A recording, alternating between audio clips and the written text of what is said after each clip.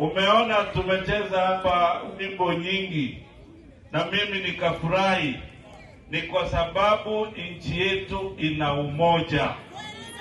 Watu wa pwani wanafika hapa, watu wa mlima wanafika pwani, watu wengine wote wa Kenya moja.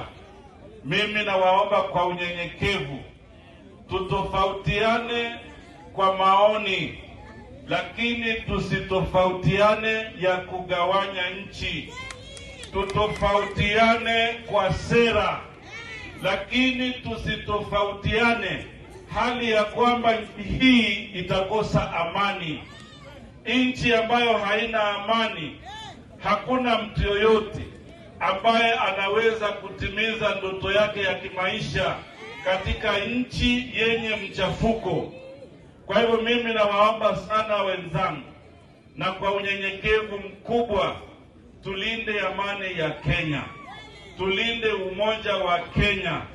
Ndiyo hiyo sasa itatupatia nafasi ya kutekeleza demokrasia ya katiba ya Kenya, ya kutofautiana kimaoni na kimawazo, ndani ya kuwa Kenya moja, ndani ya kuwa na amani katika nchi yetu. Kwa hivyo mimi sitakuwa na mengi kuzidi hapo.